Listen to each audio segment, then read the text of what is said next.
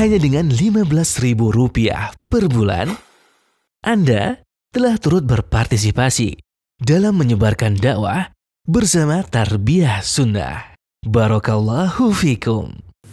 Bismillahirrahmanirrahim. Assalamualaikum warahmatullahi wabarakatuh. Innal hamdalillahi nahmaduhu wa nasta'inuhu wa nastaghfiruh wa na'udzu billahi min syururi anfusina was sayyiati a'malina. May yahdihillahu fala mudilla lahu wa may yudlil fala hadiya lahu. Wa asyhadu an la ilaha illallah wahdahu la syarika lahu wa asyhadu anna Muhammadan abduhu wa rasuluh. Ya ayyuhalladzina amanu taqullaha haqqa tuqatih wa la tamutunna illa wa antum muslimun wa ba'd. Para pendengar radio Tarbiyah Sunnah Bandung di mana saja Anda berada, juga radio-radio lain yang ikut gabung ke dalam kajian kita di pagi hari ini, juga para pemirsa Persada TV, Niaga TV, Rabbani TV, mungkin juga KSS TV di Semarang, dan TV-TV lain, juga para netizen dimanapun Anda berada melalui akun manapun. Alhamdulillah kembali kita berjumpa dalam kajian khusus muslimah tak terlarang bagi para ikhwan dengan tema benteng wanita muslimah. Kita sudah menjelaskan 3 jenis benteng bagi seorang wanita muslimah yang akan melindungi dia dari keburukan. Yang pertama adalah al-haya, rasa malu. Rasa malu ini benteng yang luar biasa. Ini sudah kita terangkan. Yang kedua ilmu. Ilmu jelas menjadi benteng yang sangat kokoh bagi siapapun, termasuk bagi para wanita muslimah. Dan yang ketiga akhlak yang baik. 3 poin itu sudah kita terangkan, sudah kita jelaskan. Kita lanjut ke benteng keempat bagi wanita muslimah. Benteng yang kokoh dalam menjaga diri dan agama bagi para wanita muslimah adalah lingkungan yang baik, lingkungan yang soleh, kawan bergaul yang akan membawa dia kepada kebaikan dan menjaga diri dari segala macam keburukan. Jadi lingkungan yang soleh yang baik merupakan benteng yang sangat bagus, sangat kuat bagi kita. Ketika kita bergaul dengan kawan-kawan yang soleh, lalu muncul dalam diri kita keinginan untuk berbuat buruk, maka akan mengerem kita. Lingkungan yang baik itu akan mengerem kita. Bahkan ketika kita berada di tengah-tengah orang yang soleh, orang-orang yang baik, maka tak akan ada pikiran untuk berbuat buruk, untuk berdosa, untuk jahat. Bahkan ketika muncul kemudian kita sudah mulai terjerumus ke dalam hal buruk tersebut, lingkungan tersebut akan menegur kita dengan sebaik-baik teguran, akan menasihati kita, akan mencegah kita dari berbuat buruk tersebut. Lihat bagaimana bagusnya lingkungan membentengi kita dari keburukan. Oleh karena itulah maka Allah Azza wa Jalla dalam Al-Quranul Karim menyuruh kita untuk bergaul dengan orang-orang baik, dengan orang-orang soleh. Lihatlah bagaimana Allah Azza wa Jalla menerangkan bahwa salah satu penyebab menguatnya iman para sahabat adalah karena keberadaan Rasul SAW di tengah mereka. Manusia tersoleh sejagat. Allah berfirman di antara dalam surah Ali Imran ayat 101, Kata Allah, wa kaifa takfuruna wa antum tusla alaikum ayatullah wa fikum rasuluh wa may ya'tasim billah faqad hudiya ila sirati mustaqim. Kata Allah Azza wa Jalla, bagaimana mungkin kalian akan kufur? Padahal kepada kalian dibacakan ayat-ayat Allah dan di tengah-tengah kalian ada Rasulnya, ada utusannya. Maknanya, wa kaifa takfuruna, bagaimana mungkin kalian akan kufur? Maknanya kalian tidak mungkin kufur. Selama ada dua hal. Pertama, disampaikan, dibacakan ayat-ayat Allah kepada kalian. Yang kedua, di tengah-tengah kalian itu ada Rasul. Ada orang yang menjaga kalian dari kekufuran dan dari keburukan-keburukan yang lainnya. Dan ada dakwah yang disampaikan kepada kalian. Dibacakan kepada kalian ayat-ayat Allah Azza wa Jalla. Yang membacakannya Rasul alaihi salatu wassalam. Atau orang-orang sesama mereka saling mengingatkan satu sama lain. Berdasarkan hal itulah maka adanya Rasul sebagai salah satu penyebab terciptanya lingkungan yang baik merupakan benteng yang kokoh bagi orang-orang di sekitarnya dari keburukan, dari kufur, dari syirik, dari maksiat, dan dari keburukan-keburukan yang lainnya. Maka tak heran apabila Allah Azza wa Jalla menyuruh kita untuk selalu bersama-sama dengan orang-orang yang benar, orang-orang yang jujur, orang-orang yang selalu berpegang teguh kepada Al-Quran dan As-Sunnah. Lihat perintah Allah dalam surah At-Taubah ayat 119. Allah berfirman di dalam ayat tersebut, ya ayyuhalladzina amanu taqullaha wa kunu ma'as-sadiqin. Hai orang-orang yang beriman, bertakwalah kalian kepada Allah dan jadilah kalian selalu bersama-sama dengan orang-orang yang benar, agar kalian terbawa dengan kebenaran mereka. Orang-orang yang jujur, agar kalian terbawa jujur, dan jujur ini sumber hidayah. Penyebab Allah menurunkan hidayah untuk berbuat baik. Sebagaimana sabda Nabi alaihi salatu wassalam dalam hadis yang sahih riwayat Imam Bukhari dan Imam Muslim. Kata beliau sallallahu alaihi wasallam, alaikum bisidqi fa inna sidqa yahdi ilal birri wal birri yahdi ilal jannah. Kata Nabi SAW, alaikum bisidqi, wajib kalian jujur.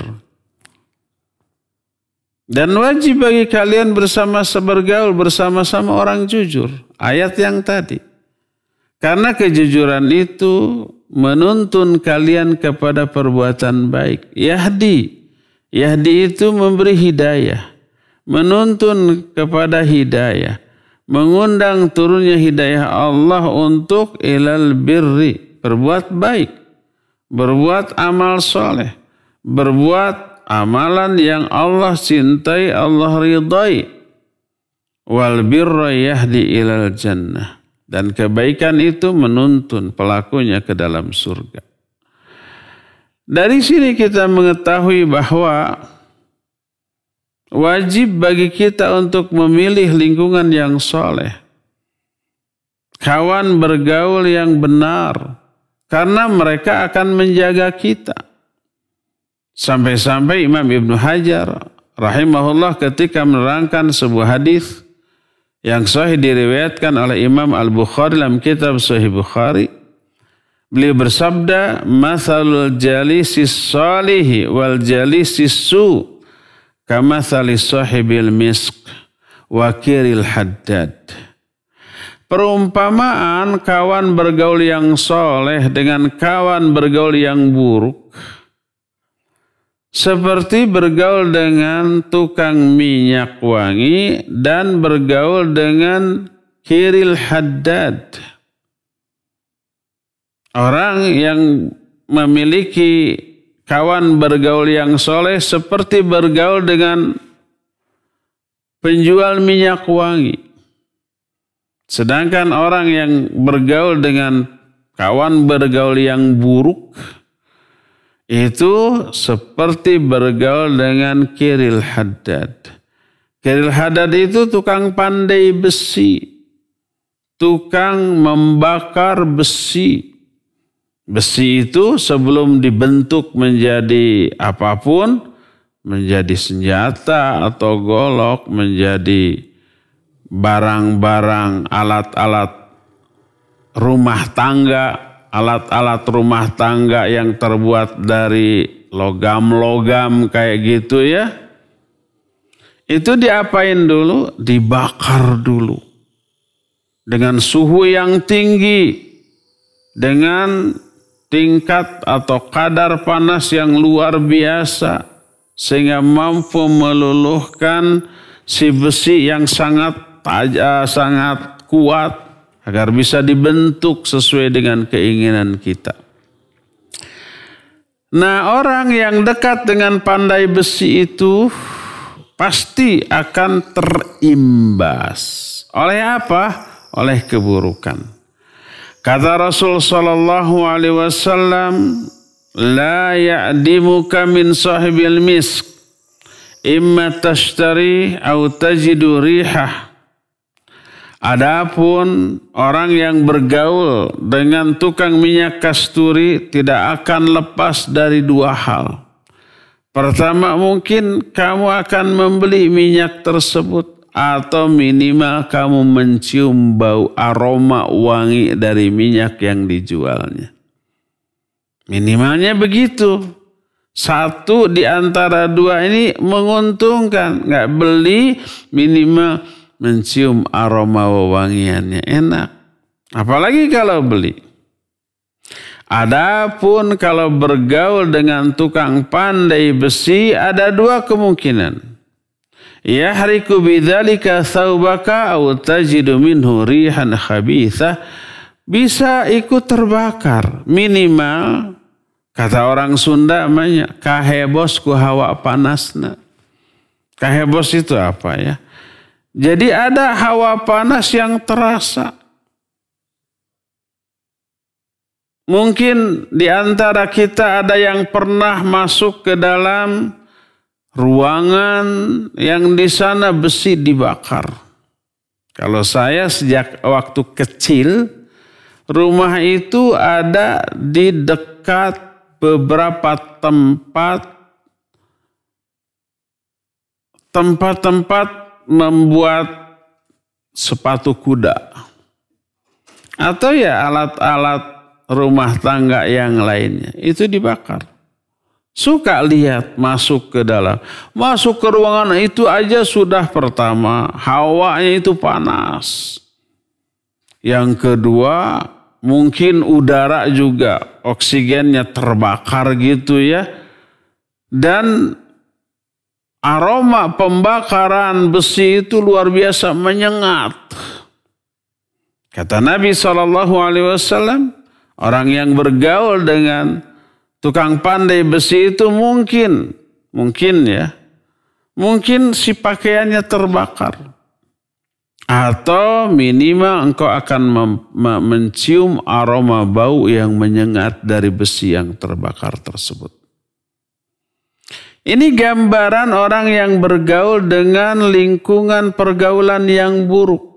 Dua-duanya buruk, panas, terbakar, dan juga bisa mencium aroma yang tidak enak dan mungkin membahayakan pernafasan kita. Berkata Imam Ibnu Hajar al-Asqalani rahimahullahu ta'ala, hadis ini menunjukkan larangan berteman dengan orang-orang yang akan merusak baik agama kita atau dunia kita. Sebagaimana hadis ini pun menjadi dalil yang mendorong kita, menganjurkan kita untuk bergaul dengan orang-orang yang akan memberi manfaat yang baik dalam perkara dunia ataupun dalam perkara agama. Berkata Fudail bin Iyad rahimahullahu ta'ala, yang para ulama itu menasihatkan agar selalu dekat dengan orang-orang soleh walaupun hanya memandang wajah mereka, melihat tingkah laku mereka itu sudah ilmu, itu sudah pelajaran. Fudail bin Iyad menyatakan, nadral mu'min ilal mu'min yajlul qalb.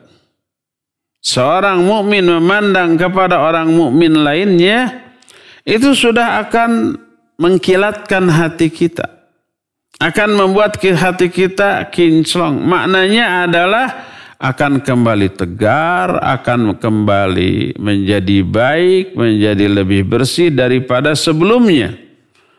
Oleh karena itu Ibnu Mubarak, Abdullah bin Mubarak rahimahullahu ta'ala, dia mengatakan yang sejaman dengan Fudail bin Iyad, murid dari Fudail bin Iyad. Kata Ibnu Mubarak, jika kami memandang Fudail bin Iyad, kami akan semakin minder, sedih dan penuh kekurangan. Karena apa? Karena amalan, perbuatan, tingkah laku, sifat, karakter yang dimiliki oleh Fudail bin Iyad begitu agung, begitu baik, begitu bagus, sehingga orang sekaliber Ibnu Mubarak yang juga keimanan, akhlak, kemuliaan ibadahnya itu sudah menjadi buah bibir. Kemuliaan akhlak Ibnu Mubarak itu luar biasa. Tapi beliau menyatakan, ketika kami melihat kepada Fudail bin Iyad, kami nggak ada apa-apanya. Saking apa? Saking bagusnya. Lalu itu memicu Ibnu Mubarak untuk lebih meningkatkan kualitas dari agama dan akhlaknya. Berkata Ja'far bin Sulaiman, jika hati kami ini kotor, terjerumus dalam dosa dan maksiat, ternoda, maka kami berangkat menuju Muhammad bin Wasi, guru kami. Begitu melihat, belum mendengar wejangannya, nasihatnya. Hanya melihat orangnya sudah. Seluruh tubuhnya tergerak untuk melakukan ibadah dan amal soleh. Demikian juga Al-Imam Ibnu Qayyim rahimahullahu ta'ala, ketika mereka mengalami kegundahan, keresahan, kegelisahan, masalah, mereka Imam Ibnu Qayyim dan murid-muridnya yang lain dan kawan-kawannya, sesama murid Syekhul Islam Ibn Taimiyah rahimahullah, maka mereka berangkat ke gurunya. Maka hanya dengan bertemu dengan gurunya seolah-olah keresahannya hilang, musnah seketika. Berkata Imam Ibnu Qayyim rahimahullah, jika kami ditimpa perasaan resah dan gelisah, atau mungkin muncul prasangka buruk, atau ketika mengalami kesempitan dalam hidup, bersegeralah kami mendatangi Syekhul Islam Ibn Taimiyah untuk meminta nasihat. Maka hanya dengan memandang wajah beliau dan mendengarkan nasihat beliau, semua kegundahan kami hilang, berganti dengan rasa lapang, tegar, dan keyakinan yang jauh lebih mendalam daripada sebelumnya. Oleh karena itulah maka bersabda Nabi alaihi salatu wassalam, kata beliau, ar-rajulu ala dini khalili falyanzur ahadukum may yukhalil. Seseorang itu agamanya akan sangat tergantung dari agama kawannya. Maka hendaklah setiap kalian melihat, memperhatikan dengan siapa dia berkawan. Berkata Al-Hafidh Ibnu Abdul Bar rahimahullahu ta'ala, yang beliau jelaskan dalam kitab Bahjatul Majalis ketika menerangkan hadis al-mar'u 'ala dini khalilih. Kata beliau, wa hadza ma'nahu wallahu a'lam, annal mar'a ya'tadu ma yarahu min af'ali man sahibahu ad-din wal 'adah. Falihada umira alla yashaba illa man yara minhu man yahillu wa yujmilu fa innal khaira 'adah.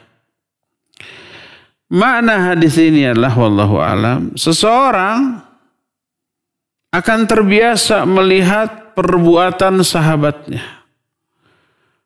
juga agama dan kebiasaannya, lalu ditiru, terpengaruh dia. Oleh karena itu diperintahkan agar tidaklah bersahabat kecuali dengan orang yang terlihat pada dirinya kebaikan dan keindahan perilaku, karena sesungguhnya kebaikan itu adalah kebiasaan. Kebaikanlah sesuatu yang dibiasakan. Maka berkata Adi bin Zaid, anil mar'i la tas'al wasal an qarinih fa kullu qarinin bil muqarin muqtadi. Kalau kamu ingin tahu tentang seseorang, jangan tanya orang itu secara langsung. Jangan tanya bagaimana dia, apa kebiasaan sehari-harinya, bagaimana ibadahnya dan seterusnya. Jangan. Tapi tanya tentang siapa kawannya. Dia berkawan dengan siapa.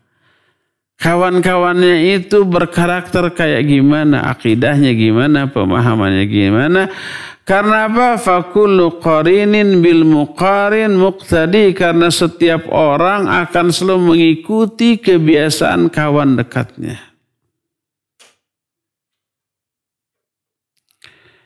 Sehingga berkata Abul Atahiyah, kata beliau, man dzalladzi yakhfa 'alaika idza nadarta ila khadinik. Siapa orang yang tidak mengenal kamu apabila dia memandang siapa kawan dekatmu, sahabatmu. Kalau umpamanya seseorang ketika berjumpa dengan kita dan kita tidak mengenal kebiasaannya, dia ini akan, kata orang anak muda sekarang, akan jaim, jaga image. Dia hanya akan berbicara yang baik-baik. Dia hanya akan menampakkan perilaku dan akhlak yang mulia selama berada di hadapan kita. Pakai topeng, pakai apa? Pakai cadar, menutup karakter aslinya. Tapi kita tidak akan samar lagi tentang siapa dia yang sebenarnya ketika melihat siapa kawan dia. Bagaimana karakter dari sahabat-sahabatnya, itu tidak akan bisa menipu. Itu tidak akan lagi bisa dirahasiakan.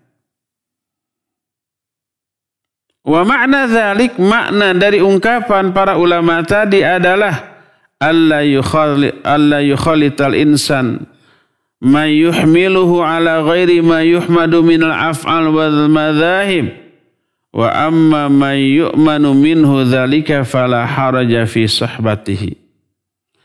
Artinya janganlah seseorang bergaul dengan orang lain yang perbuatannya, pemahamannya atau ucapannya tidak terpuji Adapun orang yang aman dari hal itu, maka tidak apa-apa bagi kita untuk bersahabat dengan dia. Itu penjelasan Al-Imam Ibnu Abdul Bar rahimahullahu ta'ala. Berkata Abu Sulaiman Al-Khattabi rahimahullahu ta'ala,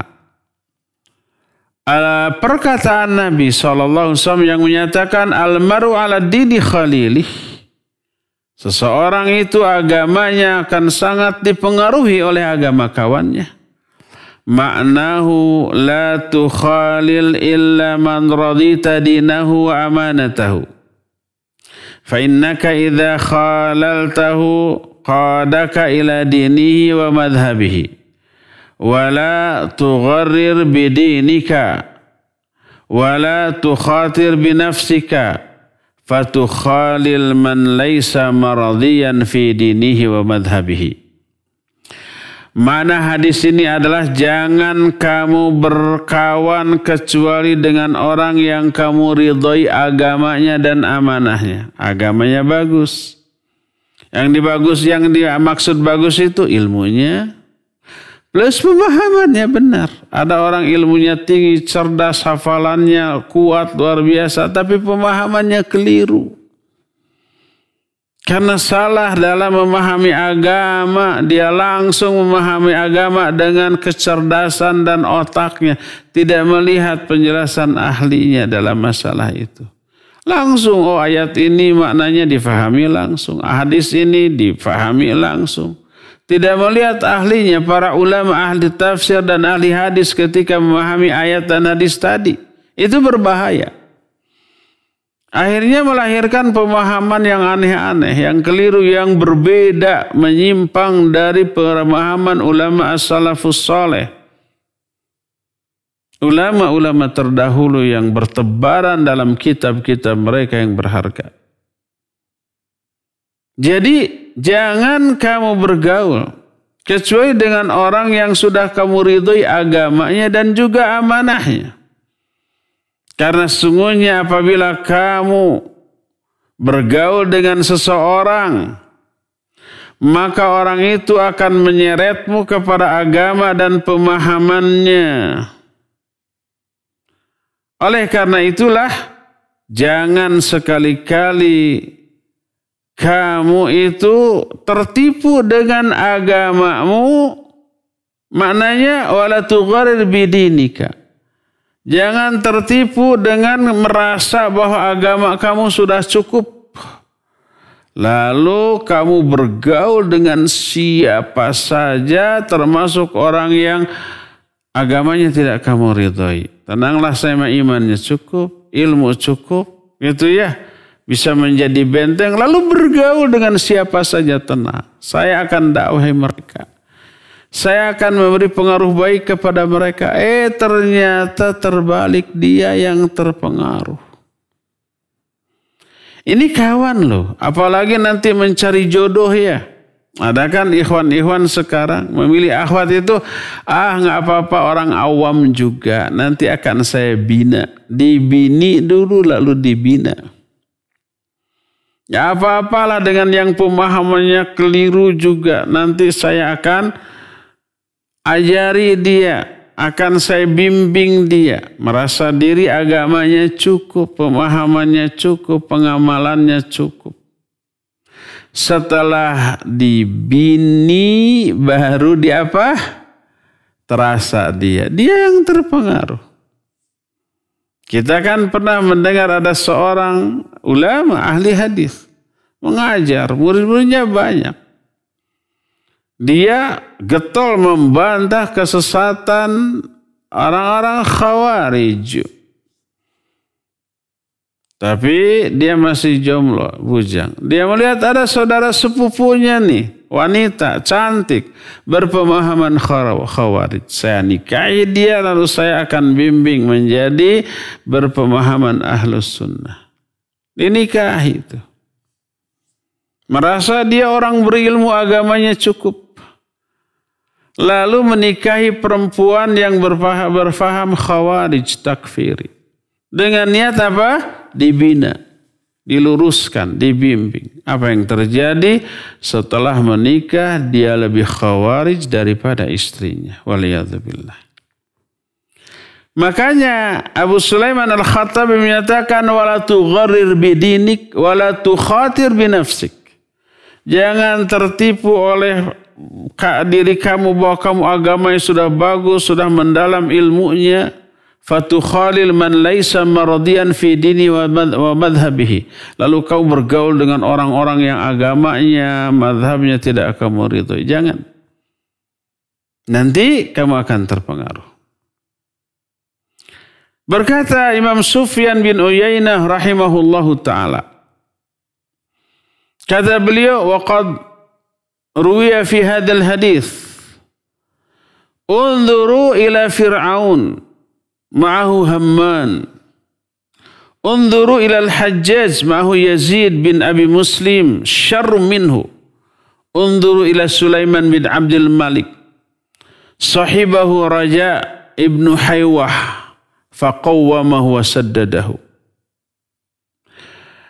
Kata Imam Sufyan bin Uyainah sudah ketika meriwayatkan hadis ini, Al-maru ala dini khalilih, kata beliau, perhatikan Fir'aun. Dengan siapa dia berkawan? Dengan Haman. Juga dengan Qarun. Qarun, Haman. Semuanya jelek, memberi pengaruh yang jelek. Perhatikan kepada Hajjaj bin Yusuf. Dia menjadi jahat seperti itu karena siapa? Dia dengan siapa dia bergaul? Bergaul karena bergaul dengan Yazid bin Abi Muslim. Syarru min. Dia itu lebih jahat. Oleh karena itulah maka perhatikan dengan siapa bergaul. Termasuk pamanda Rasul sallallahu alaihi wasallam yang sangat beliau cintai dan mencintai beliau, Abu Talib. Orang yang besar jasanya dalam kehidupan pribadi Rasul sallallahu alaihi wasallam. Dia memiliki kecenderungan untuk masuk Islam, tetapi sampai akhir hayatnya dia mati dalam keadaan musyrik. Karena apa? Karena kawan bergaul yang buruk. Ketika beliau berada di akhir hayatnya didatangi oleh Rasul sallallahu alaihi wasallam diajak Islam. Beliau berkata, "Ya ammi, qul la ilaha illallah kalimatan asyhadu laka biha indallah." Wahai pamanku, ucapkan olehmu la ilaha illallah, satu kalimat yang aku akan menjadi saksi bagimu di sisi Allah nanti pada hari kiamat. Belum saja beliau mengucapkan kalimat tauhid sebaik-baik kalimat, di sana ada Abu Jahal dan kawan-kawannya mengatakan, "Ya Aba Talib, atarghabu an millati Abdul Muttalib?" Hei Abu Talib, apa kamu sudah benci kepada agama Abdul Muttalib? Jangan kamu katakan la ilaha illallah. Ingat agama nenek moyang kita, ayah kita. Abdul Muttalib itu kakek Nabi SAW, berarti ayah bagi Abu Talib. Ayah bagi Abu Jahal juga. Ya Abu Talib, atarghabu an millati Abdul Muttalib? Hai Abu Talib, apa kamu sudah benci kepada agama Abdul Muttalib? Dihalang-halangi untuk mengatakan kalimat tauhid la ilaha illallah. Apa yang terjadi? Yang terjadi sampai matinya Abu Talib dalam keadaan tidak menjadi muslim. Mati dalam keadaan syirik. Makanya para ulama menjelaskan hadis ini, lalu mereka mengatakan ini termasuk salah satu dampak buruk dari kawan-kawan yang buruk. Sampai mati dalam keadaan su'ul khatimah waliyadzubillah. Berdasarkan hal itulah maka banyak sekali para ulama mewanti-wanti agar memperhatikan dengan siapa dia berkawan. Seperti umpamanya perkataan Abu Darda radhiyallahu an. Kata beliau, "Man min fiqhir rajul madkhalahu wa mamsyahu wa ilfahu." Di antara bukti baik dan benarnya pemahaman seseorang adalah melihat dengan siapa dia masuk dan keluar, dengan siapa dia berjalan, dan dengan siapa dia berkawan. Berkata Abu Qilabah, setelah menukil riwayat dari Abu Darda ini, kata beliau, "Ala tara ila qauli syair." Tidakkah engkau melihat kepada perkataan seorang penyair yang menyatakan, "Anil mar'i la tas'al wa absir qarinah fa innal qarina bil muqarin yaqtadi." Tentang seseorang jangan tanya tentang dia, tapi perhatikan siapa kawannya. Karena seseorang itu akan mengikuti kebiasaan kawannya. Berkata Al-Asma'i rahimahullahu ta'ala tentang bait ini, tentang syair ini. Dia menyatakan, "Lam ara baitan ashbahu bis sunnati minhu." Aku tidak pernah melihat satu bait syair yang lebih menyerupai sunnah dibanding bait ini. Sesuai dengan sunnah Nabi SAW yang menyatakan, "Al-mar'u ala dini khalili falyandur ahadukum may yukhalil." Jadi ini menunjukkan besarnya pengaruh kawan bergaul. Maka para ulama menyatakan, man ta'ammala halas salaf wa tadabbara siyarahum asairahum ala dhalik alima dhalika wa rashiddata hadrihim wa tahdhirihim min rufaqa'is su min fussaq wa mubtadi'ah wa ghairihim. Siapa orang yang memperhatikan kehidupan generasi salaf dan biografi mereka akan mengetahui hal itu. Akan melihat betapa kerasnya peringatan mereka agar tidak bergaul dengan kawan-kawan bergaul yang buruk dari kalangan orang-orang fasik, ahli bidah, dan orang-orang yang semisal mereka. Berkata Imam Sufyan Ats-Tsauri rahimahullahu ta'ala, "Laisa syai'un ablagha min fasadi rajulin wa salai min sahibin." Tidak ada sesuatu pun yang lebih merusak dan juga lebih memperbaiki dibanding sahabat, dibanding kawan bergaul. Kawan bergaul memberi efek perusak yang sangat besar bila kawannya itu rusak. Dan bisa memberikan perbaikan yang luar biasa, yang signifikan kalau dia itu baik. Berkata Al-A'mash rahimahullahu ta'ala, "Kanu la yas'aluna 'anil rajul ba'da thalath." Dulu para sahabat tidak pernah bertanya tentang seseorang setelah mengetahui 3 poin dari orang tersebut. Pertama, kawan berjalannya. Yang kedua, kawan bermajlisnya. Yang ketiga, kawan dekatnya. Jadi setelah mengetahui 3 ini sudah. Gak perlu lagi ditanyakan bagaimana karakteristik orang ini. Sebab karakteristik seseorang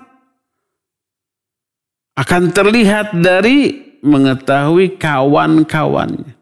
Dengan bermajlis dengan siapa ketika dia mengkaji ilmu, akan pemahamannya akan seperti itu.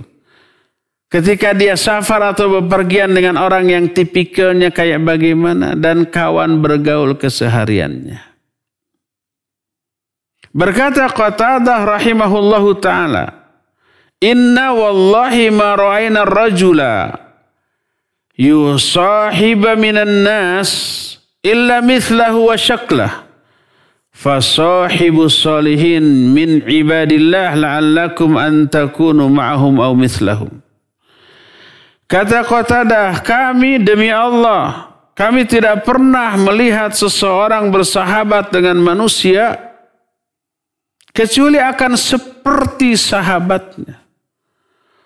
Tingkah lakunya, karakternya, kebiasaannya, semuanya. Maka bersahabatlah kalian dengan orang-orang soleh dari kalangan hamba-hamba Allah, agar kalian menjadi seperti mereka atau satu golongan dengan mereka. Maka berkata Fudail bin Iyad rahimahullahu ta'ala, laisa lil mu'min an yaq'ada ma'a kulli man sya'a. Tidak pantas, tidak layak bagi seorang mukmin untuk duduk-duduk bergaul dengan sembarang orang. Maksudnya bergaul dalam arti menjadi sahabat dekatnya, kawan akrabnya.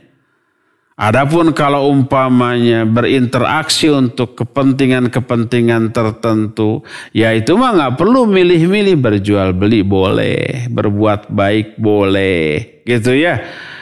Berinteraksi untuk hal-hal yang perlu dengan siapapun, walaupun dengan orang kafir, berbuat baik dan menerima kebaikan orang kafir nggak masalah. Tidak dilarang. Allah juga menyatakan la yanhakumullah anil ladzina lam yuqatilukum fid din wa lam yukhrijukum min diyarikum an tabarruhum wa tuqsitu ilaihim innallaha yuhibbul muqsitin. Allah tidak melarang kalian untuk berbuat baik dan berbuat adil kepada orang kafir yang tidak memerangi kalian dan tidak mengusir kalian dari negeri-negeri kalian, boleh, bebas. Tapi kalau bergaul rapat, berkawan dekat, bersahabat karib, nah ini enggak. Tidak layak bagi seorang mukmin untuk bersahabat akrab, berkawan dekat dengan orang-orang sembarang.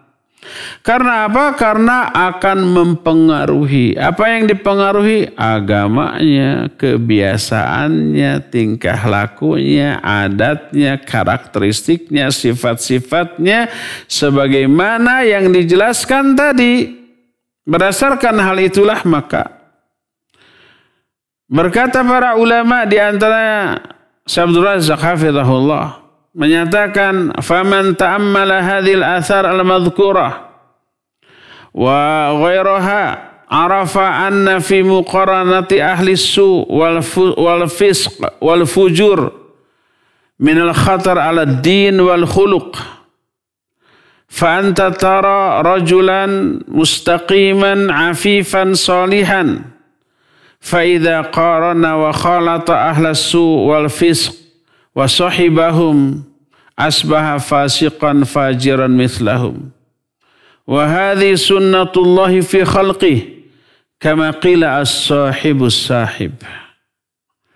Siapa orang yang memperhatikan asar-asar riwayat-riwayat tadi, sabda Nabi SAW, ucapan para sahabat dan ucapan para ulama, maka dia akan mengetahui bahwa bergaul dengan pergaulan yang buruk, bersahabat dengan orang fasik, orang yang buruk, orang durhaka, itu berbahaya terhadap agama dan akhlak. Engkau lihat ada orang yang istiqamah, menjaga diri, soleh. Ketika dia bergaul dengan orang yang buruk, orang fasik, bersahabat dengan mereka, dia pun kemudian menjadi fasik tanpa terasa. Menjadi durhaka seperti mereka. Dan inilah sunnatullah yang Allah berlakukan pada makhluknya. Sebagaimana peribahasa menyatakan as-sahibus sahib. Sahabat itu sahib. Sahib, sahib. Sahib sahabat. Sahib itu menyeret. Menyeret kita memiliki akhlak karakter seperti sahabat kita tersebut. Ya. Oleh karena itu bergaulah hanya dengan orang-orang baik, bersahabatlah, dekatlah, akrablah dengan mereka, karena akrab dan bersahabat dengan orang-orang soleh, dengan orang-orang yang baik akan melindungi kita dari keburukan, akan menjaga kita dari kesalahan, akan memelihara kita dari penyimpangan-penyimpangan. Maka kawan bergaul yang baik, lingkungan yang soleh menjadi salah satu benteng yang kuat bagi siapapun, termasuk bagi para wanita muslimat dari keburukan. Ya, inilah penjelasan kita tentang benteng keempat bagi muslim dan muslimat, benteng dari segala macam keburukan, yaitu kawan yang baik, sahabat yang soleh, dan lingkungan pergaulan yang baik. Ya, cukup ya sampai di sini saja. Insya Allah nanti kita akan lanjut dengan poin yang berikutnya. Kita masuki sekarang sesi tanya jawab. Wassallallahu ala nabiyina Muhammadin wa ala alihi wasallam. Mangga. Nah, syukuran Ustaz atas penyampaian kajian di kesempatan pagi hari ini yang sangat bermanfaat bagi kita semua. Dan untuk selanjutnya kita akan buka sesi tanya jawab bagi para pendengar dan juga pemirsa. Bisa bertanya langsung kepada Al Ustaz melalui telepon di nomor 022 86862637 atau melalui pesan singkat di nomor 081122271476. Sudah ada penelpon yang masuk, kita angkat. Halo. Assalamualaikum warahmatullahi wabarakatuh. Waalaikumsalam warahmatullahi wabarakatuh. Silakan Pak Mulyono. Ya, siap. Maaf Ustadz, ini kajian muslimah. Iya. Saya nanyakan, ya, ini masalah lingkungan yang soleh, lingkungan yang baik. Tapi untuk sekarang tuh rasanya untuk mencari hal-hal itu susah sekali karena ada komunitas, kalau enggak ini terutama ya kaum muslimah disingkirkan, dijauhi lah. Nah, malah orang-orang yang muslimah itu mendekati orang-orang yang karena punya materi akhirnya komunitas itu berpecah belah. Bagaimana untuk menghindari hal itu? Sekian, assalamualaikum warahmatullahi wabarakatuh. Waalaikumsalam warahmatullahi wabarakatuh. Iya, barakallahu fiik Pak Mulyono di Marga Asih, Margahayu Raya. Barakallahu fiik. Seseorang tadinya gaul, lalu dia hijrah. Otomatis meninggalkan kawan-kawannya terdahulu. Karena kalau hijrah tapi masih bergaul dengan kawan-kawan lama, ya bukan hijrah namanya.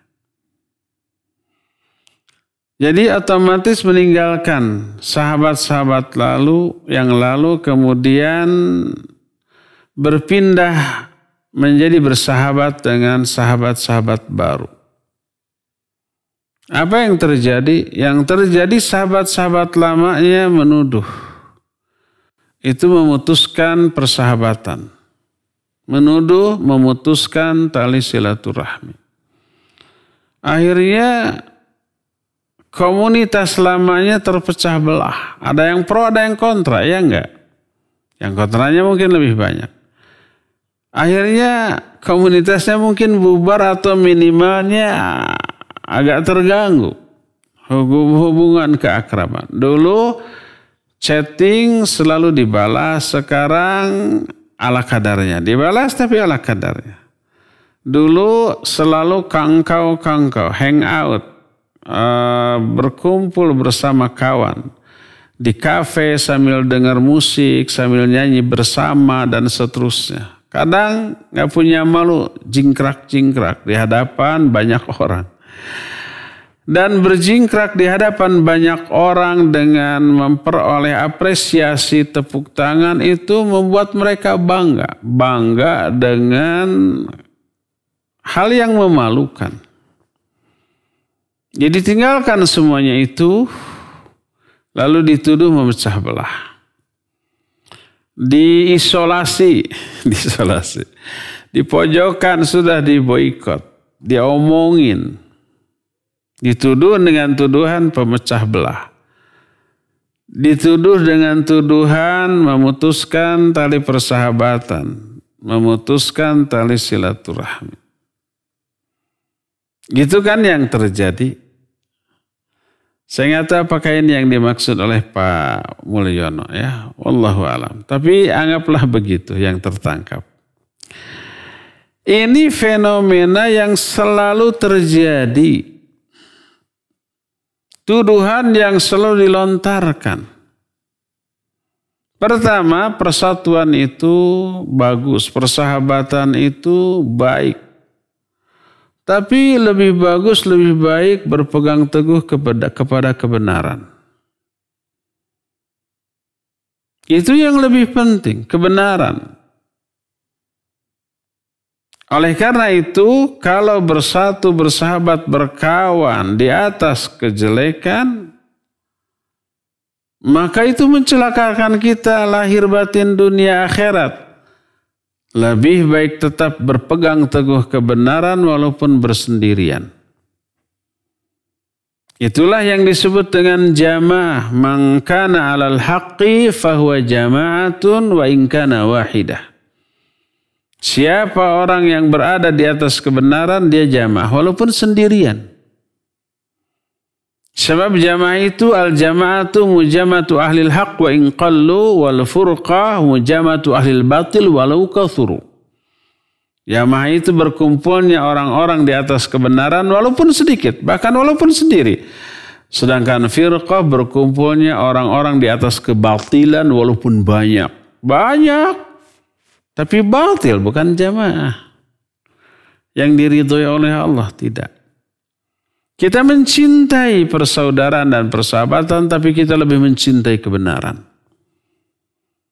Kalau bersahabat menyimpang dari kebenaran karena kotornya, buruknya, menyimpangnya orang-orang yang berada dalam komunitas persahabatan tersebut, sehingga menyimpang dari kebenaran, maka lebih baik kita berpegang teguh kepada kebenaran walaupun dimusuhi oleh jutaan orang.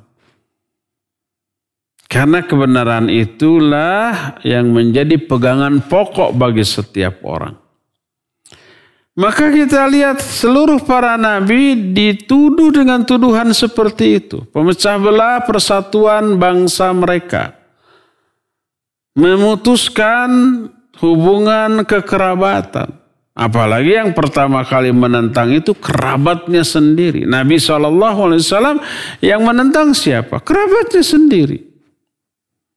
Justru yang mendukung adalah orang-orang yang berada atau berasal dari kalangan bawah. Para fuqara, para masakin, para hamba sahaya. Kayak gitu tuh.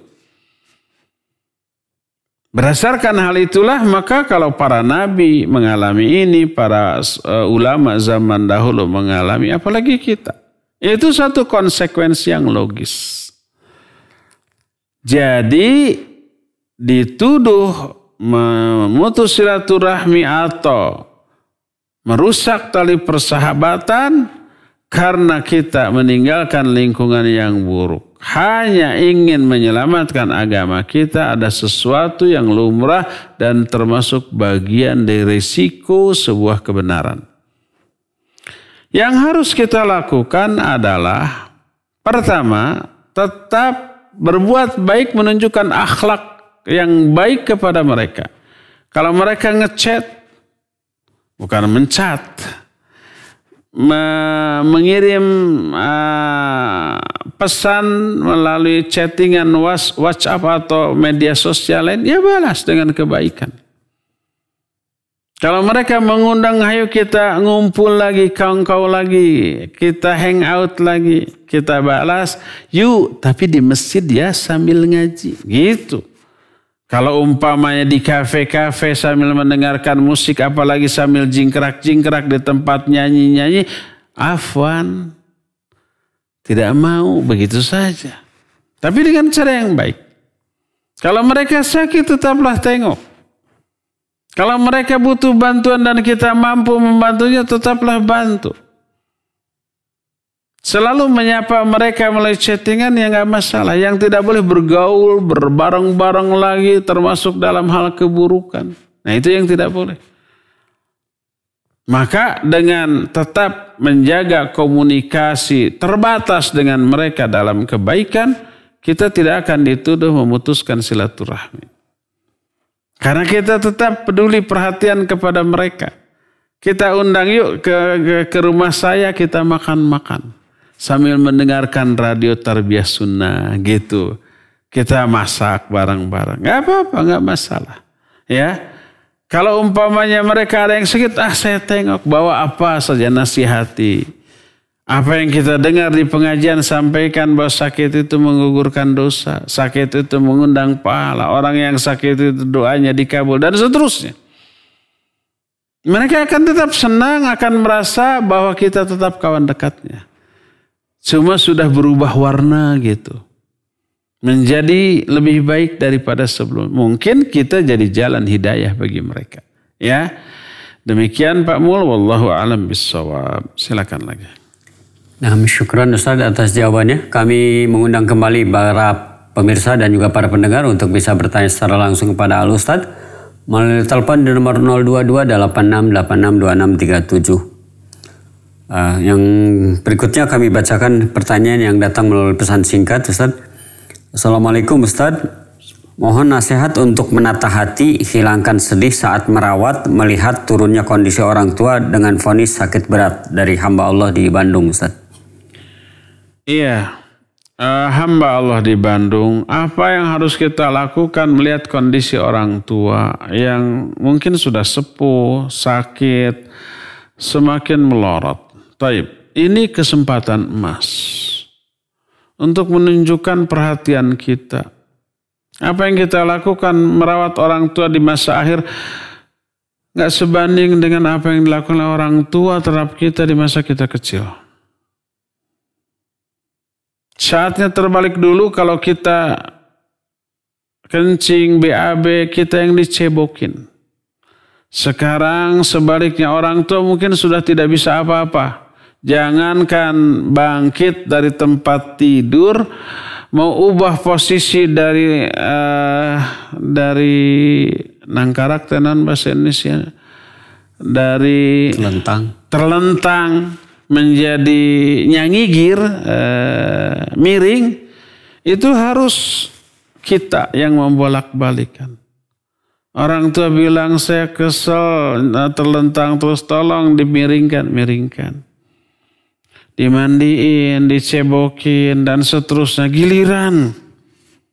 Dulu orang tua ketika nyebokin kita ketika kecil, sambil sumringah, sambil ramah, sambil bercanda. Ih, anak mamah yang lucu, yang gemes gitu ya, sambil nyebokin.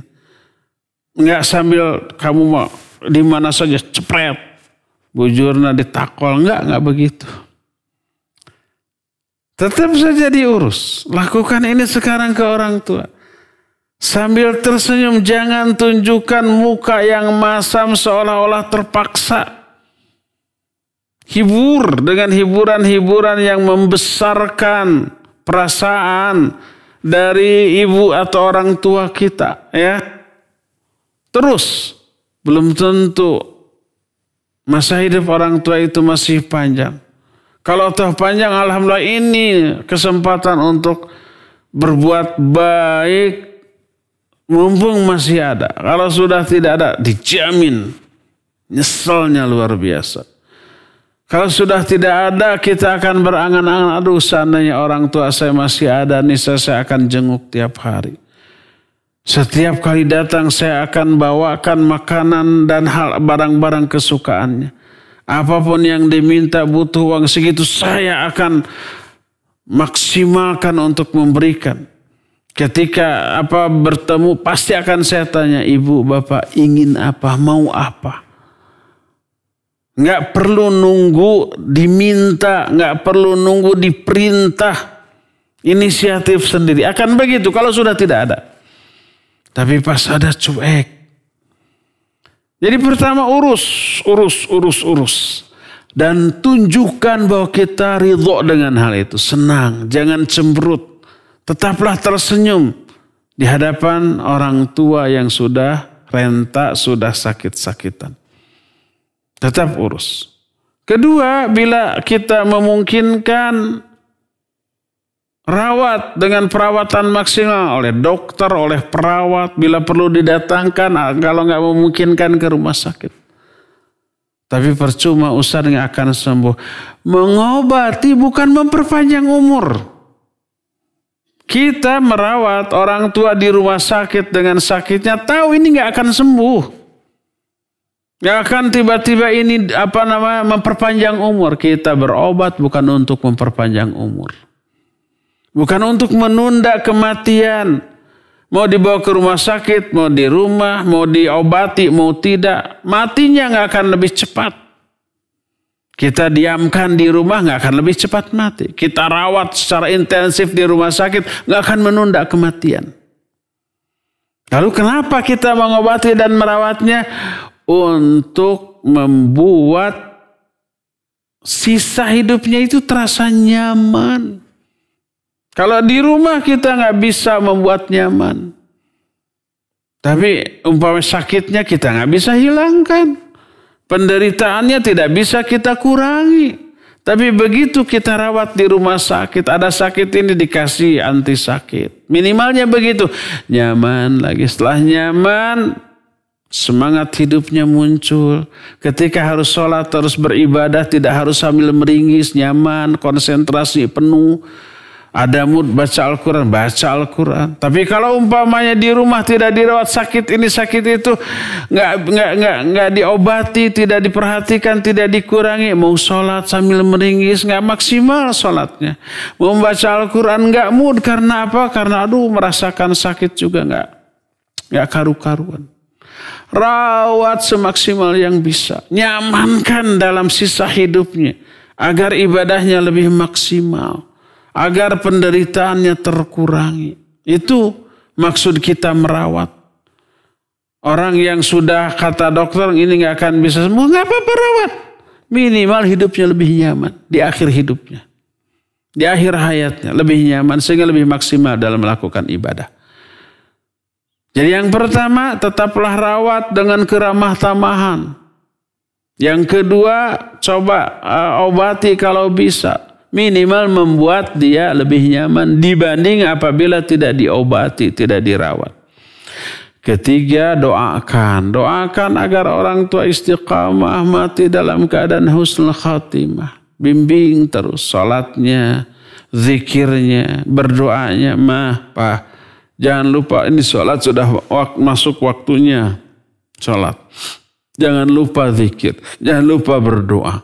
Gitu terus, minta doa kebaikan kepada orang tua yang seperti itu, ya. Itu yang ketiga.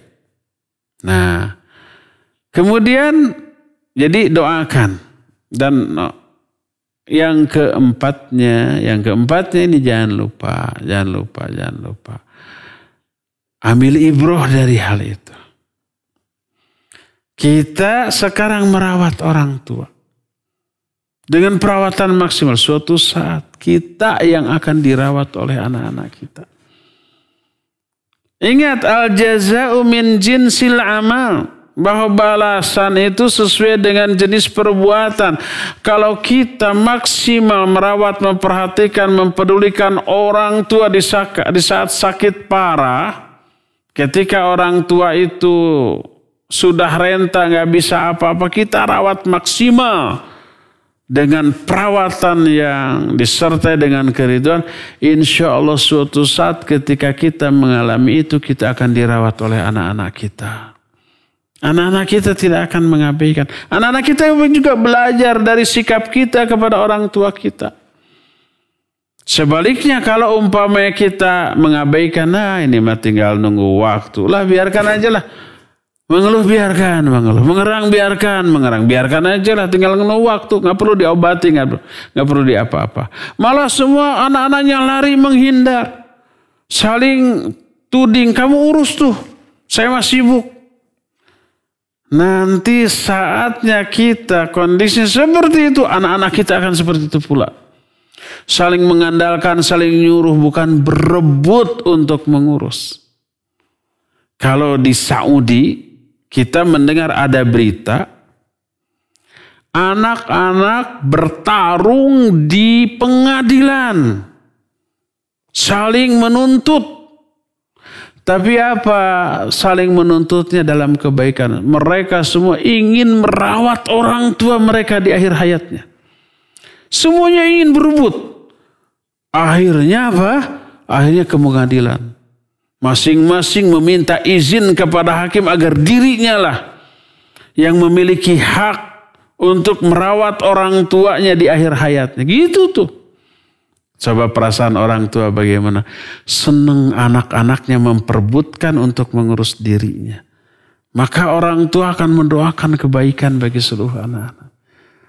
Tapi sebaliknya kalau anak-anaknya umpamanya lalai, mengabaikan, saling mengandalkan, saling tuding, saling tuduh, saling nyuruh. Kamu yang merawat.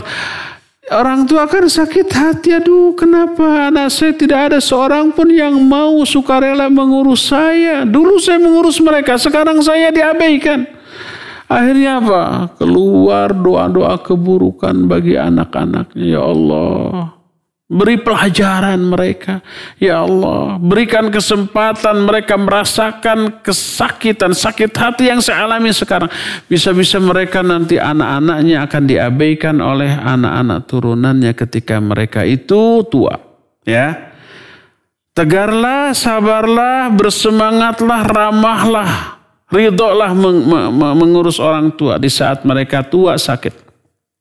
Tetaplah rawat, tetaplah diobati, tetaplah didoakan, tetaplah diberikan nasihat-nasihat atau diingatkan tentang kewajiban sholat dan yang sejenisnya. Jangan sedikit mengeluh sebagaimana dulu orang tua pun tidak mengeluh ketika mengurus kita di saat kita kecil. Wallahu a'lam. Silakan lagi. Syukran Ustaz atas jawabannya. Kami silakan yang akan bertanya melalui telepon. Tadi sudah ada yang masuk, bisa dicoba kembali. Silakan hubungi kami di nomor 022-8686-2637. Baik, kembali dibacakan pertanyaan yang datang melalui ada penelpon yang masuk. Kita angkat. Halo. Ya, Assalamualaikum. Waalaikumsalam warahmatullahi wabarakatuh. Dari Ibu siapa, di mana Bu? Halo. Halo, silakan Bu. Iya, ini mau bertanya Ustadz. Siapa Bu? Saya kan ada ibu sambung ya, ibu tiri dari ayah saya yang sudah meninggal, rahimahullah. Tapi karena akhir kejadiannya, waktu ayah saya meninggal, ada ketidaksukaan kakak-kakak kepada ibu tiri, makanya saya menjauh dari ibu tiri saya. Tapi beliau memang diurus oleh anak kandungnya sendiri. Bagaimana bakti saya kepada ibu tiri ini hanya cukup saya jadi tidak mendekati beliau gitu Ustadz. Apakah dengan seperti itu atau tetap menjalin ini aja komunikasi yang via WA atau bagaimana ya Ustadz? Jazakallahu khair. Assalamualaikum. Wa jazakillahu khairan wa alaikumussalam warahmatullahi wabarakatuh. Ya, ibu yang barusan bertanya. Salah satu cara berbuat baik kepada orang tua yang sudah meninggal adalah menjalin hubungan baik dengan orang-orang terdekat dari orang tua kita, sahabat-sahabatnya, kerabat-kerabatnya. Orang tua kita, ayah kita, ibu kita punya sahabat dekat, tetap lanjut hubungan baik. Orang tua kita, ayah atau ibu kita punya saudara-saudara kandung, uak kita, paman dan bibi kita, tetap jalin hubungan dengan mereka. Orang tua kita punya keponakan-keponakan, berarti sepupu bagi kita, tetap hubungan baik terjalin dengan mereka. Termasuk orang tua itu punya istri atau punya suami, menjadi ayah sambung kita atau ibu sambung kita. Dulu namanya yang lebih populer ayah tiri atau ibu tiri. Sekarang ayah sambung atau ibu sambung. Itu orang terdekat orang tua kita, ya iyalah manusia terdekat. Maka wajib berbuat baik kepada mereka dan menyambung silaturahmi, menyambung hubungan baik, melanjutkan hubungan baik. Coba kalau ayah kita masih ada, tapi kita jauh hubungannya dengan ibu sambung kita, dengan istri dari ayah kita. Perasaan ayah kita gimana? Pasti sedih lah. pasti kecewalah. Pasti nggak akan nyaman, nggak akan happy, nggak akan bahagia. Iya enggak? Iya. Makanya jalin hubungan baik dengan ayah tiri, dengan ibu tiri. Walaupun ayah dan ibu kandung kita itu sudah tiada. Karena mereka orang terdekat dari orang tua kita. Ibu tiri kita orang terdekat bagi ayah kita. Maka jalin hubungan baik. Semaksimal yang kita bisa. Kalau kita bisa langsung datang, langsung datang. Mengakrabkan diri dengannya, iya. Memberi apa yang mereka inginkan bila kita mampu memberinya. Dan yang mereka inginkan itu sesuatu yang tidak terlarang secara syar'i. Kasih uang, kasih makanan, kasih barang yang mereka sukai. Seringkali orang tua lebih mampu dari kita. Lebih berpunya dari kita. Tapi ketika kita kasih, walaupun yang kita kasih itu mereka bisa jauh lebih, bisa memberi yang lebih dari itu. Tapi wujud perhatian kita kepada mereka. Dalam bentuk memberi sesuatu walaupun harganya murah bagi mereka. Bagi kita ini sudah wah, bagi mereka sangat kecil. Mereka tidak akan melihat harga, nilai dari barang yang kita berikan, tapi melihat wujud perhatian kita. Ya, seberapa yang kita kasih itu umpamanya kita sukanya seblak. Ngasih seblak. Bu, seblak. Harganya paling 5.000, 10.000. Kita bisa bikin pabriknya seblak. Tapi senangnya, alhamdulillah ini anak kita perhatian ya kepada kita. Perhatiannya itu. Lakukan juga itu ke ibu tiri. Ke ayah tiri. Bahkan kepada saudara tiri. Apabila orang tua kita sudah meninggal.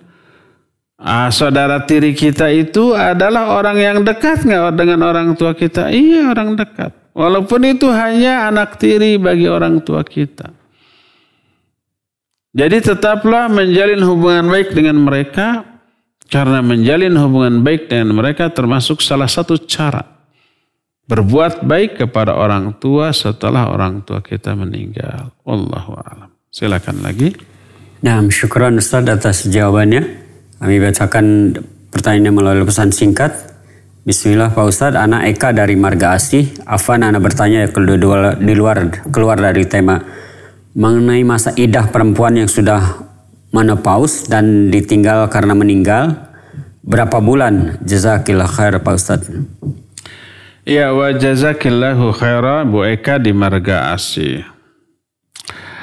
Masa iddah wanita yang ditinggal mati oleh suaminya tapi sudah tidak haid, sudah menopause. Kalau masih haid dihitung 3 kali haid, 3 kali suci. Kalau yang menopause maka dihitung 3 bulan 10 hari.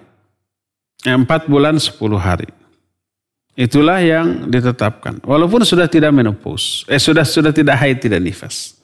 Ya, maka hitung masa iddah, setelah itu boleh menikah kembali. Emang ada yang menopause tapi bisa menikah, ya ada aja. Kalau ada jodohnya kenapa? Ya, yang jelas jangan yang bujang, yang berondong, yang ABG gitu ya. Pasti minimal yang seusia atau yang lebih tua dari hal itu, dari orang itu. Ya. Demikian baiklah, wallahu a'lam bissawab. Silakan lagi. Nah, syukran Ustaz atas jawabannya. Pertanyaan selanjutnya dari Abu Hanan di Baros. Ustaz, saat musim pandemi ini banyak pihak yang memberi bantuan kepada masyarakat. Kalau bantuan tersebut dari bank riba, apakah boleh kita menerima bantuan tersebut? Barakallahu fiik. Ya wa fika barakallah. Ada pemberian dari pihak bank, tapi tidak berkaitan dengan status kita sebagai nasabah di bank tersebut. Boleh apa tidak? Boleh dia diambil. Karena apa? Karena status pemberian itu hibah. Dan hibah adalah muamalah yang dibolehkan. antara seseorang dengan sesama muslim yang lainnya, bahkan dengan orang kafir. Orang kafir memberi hibah, hadiah sesuatu, barangnya halal. Kecuali kalau barangnya haram, memberi anjing atau nggak boleh. Atau memberi daging babi, atau memberi minuman yang memabukkan, ya itu nggak boleh diterima. Tapi kalau yang diberikannya itu barang halal, maka boleh kita terima dan boleh kita makan. Nah, bagaimana kalau umpamanya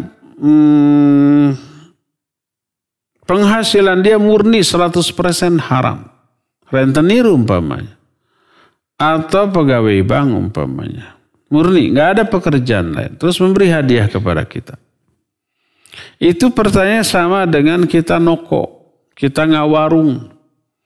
Lalu ada pegawai bank yang penghasilannya 100% gaji bank, membeli sesuatu dari kita.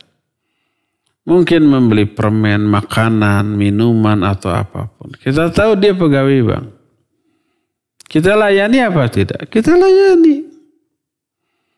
Halal nggak uangnya bagi kita? Halal. Karena proses sampainya uang itu kepada kita melalui proses yang halal. Apa? Jual beli. Tapi makanan yang dia beli dari kita haram untuk dia. Karena dia membeli dari sumber yang haram. Ketika membeli makanan, dimakan haram. Kalau kita menerima uang tersebut melalui proses yang halal, yaitu proses apa? Proses jual beli. Maka boleh. Boleh kita menerima, umpamanya kita noko atau jadi grosir, ada bank membeli kepada kita untuk keperluan, umpamanya kita rumah makan nih, rumah makan. Bank datang. Kata bank, saya akan rapat seluruh karyawan 100 orang. Pesan catering, makanan, nasi box 100 bungkus. Satu bungkusnya umpamanya 50.000. Untuk apa? Untuk karyawan bank, untuk rapat mereka. Apa kita layani? Layani, nggak apa-apa, nggak masalah. Karena apa? Karena kita jual beli. Makanya Rasul SAW sering bermuamalah dengan orang-orang Yahudi di Madinah, Nasrani. Pada sumber mereka itu rentenir, tukang beribakan uang. Tapi Nabi SAW jual beli, pinjam meminjam, gadai menggadai. Prosesnya itu halal. Kadang hadiah menghadiahi orang-orang Yahudi yang rentenir, ngirim ke beliau, ngirim makanan, diterima dan dimakan. Beliau ngirim juga ke mereka makanan ataupun barang. Bahkan ketika beliau meninggal, baju besinya dalam keadaan apa? Tergadai. Kepada siapa? Bukan kepada sahabat, tapi kepada orang Yahudi. Mungkin Yahudi itu hasil ngerentenkan uangnya, membungakan uangnya. Tapi karena itu pinjaman boleh tanpa bunga. Adapun kenapa sih Nabi SAW tidak menggadaikan itu kepada para sahabatnya? Dijamin tidak akan ada sahabat yang mau menerima gadaian itu. Wah, jangankan minjem, minta pasti dikasih lah berapapun. Umpamanya Nabi SAW butuh uang umpamanya 1 dirham hanya untuk makanan, itu bisa dikasih 100 dirham oleh para sahabat, berebut tuh. Karena itulah beliau menggadaikan itu, bermuamalah untuk menggadaikan itu dengan orang Yahudi. Halal, uangnya halal. Asal nanti dibayar. Kalau tidak terbayar, barang gadaian yang jadi jaminan bisa diuangkan. Kelebihannya dikembalikan. Kan begitu. Oleh karena itulah selama proses datangnya uang, makanan atau barang tersebut kepada kita melalui proses yang halal, baik umpamanya jual beli, hadiah menghadiahi, pinjam meminjam tanpa bunga, maka itu halal. Bagaimana, boleh nggak kita pinjam uang ke bank? Kalau nggak ada bunga boleh ke bank atau ke person, ke pribadi boleh, asal tidak ada bunga. Pinjam meminjam boleh. Yang tidak boleh itu apanya? Bunganya, ada bunganya itu yang tidak boleh. Maka kalau umpamanya proses sampainya barang, uang atau makanan kepada kita dalam proses yang halal, dengan siapapun kita bermuamalah boleh. Selama prosesnya halal. Termasuk memberi hadiah, memberi hibah adalah proses yang halal, maka boleh ya. Sampai di sini cukup, waktunya sudah cukup, sudah habis. Insyaallah kita jumpa kembali di masa yang akan datang. Subhanakallahumma bihamdik asyhadu an la ilaha illa anta astaghfiruka wa atubu ilaik. Walhamdulillahirabbil alamin. Wassalamualaikum warahmatullahi wabarakatuh.